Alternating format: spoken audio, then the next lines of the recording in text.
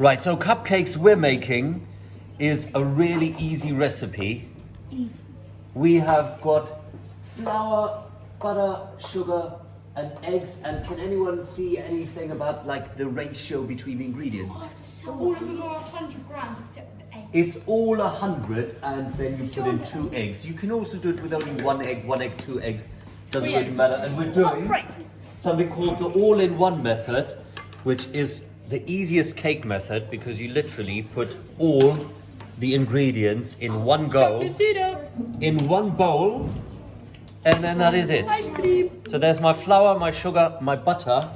Then you got to crack your egg in there.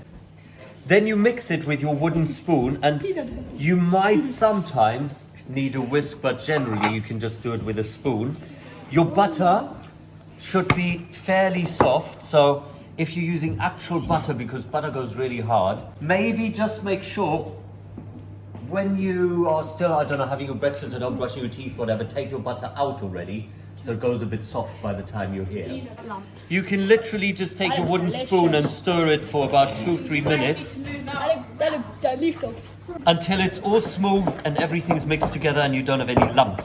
In your tin, you have to bring in your own cases, and you have to obviously bring in your own ingredients, and you might want to think about maybe you can add something to your cupcakes.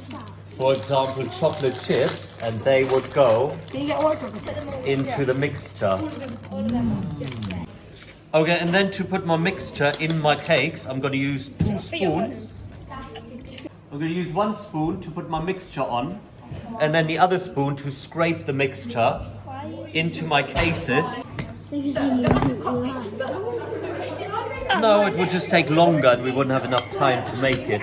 And make sure that they're even, so I might have to put a bit more here. And now comes a super important bit. You have to wait until 2 trays are ready for the oven, as you must not open the oven for the first few minutes, a good 7-8 minutes, otherwise your cakes will sink. Why will that happen? Because that goes into it and the heat exits. Exactly. So if you open the oven at the beginning, at the moment, that is cake mixture. So what will happen in the oven is it's going to rise, but it's still going to be really runny and not very solid. So if you open the oven, cold air comes in, will push down on it, and then they will sink. Once they're cooked, then it's more solid, and then it's not going to sink. So if I'm the first person finished by my kitchen, then I'm waiting for another person. And when you've got 2 people, you put both your tins in the oven at the same time, and then you give it a good 7-8 minutes before you check for the first time. And also, why should you not check every 2 minutes? Is my cake's ready? Yeah.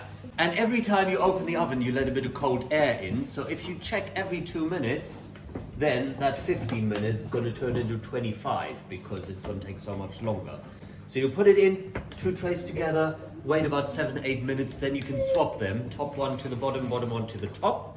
Give it another 7-8 minutes, and then they should be done. So this is my soft butter, this is my icing sugar, and I start by mixing it with my fork. And you're going to think, no, this is not going to work, and it doesn't look like icing at all, and it's never going to work. Just be very patient and just keep on squashing the butter. And then to save myself a bit of time at this stage, once it's gone a bit crumbly, Finally, you're going to use it. I'm going to use that. It's turned from crumbs into buttercream icing. Can I have that? Charlie, the blanket answers no, you can't have any of it at the moment. This needs to be fairly solid, but in order to pipe it, we're going to make it a little bit more runny. So you add a spoon, either milk, or you could put something else in there to give it a flavor. What could you put in? Vanilla! You could put vanilla in. Now, vanilla extract is very strong, so I'm not going to put a whole spoon in.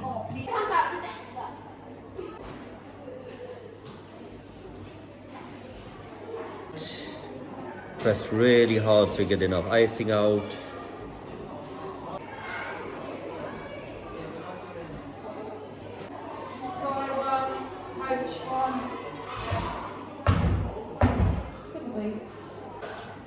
Then you add some sprinkles.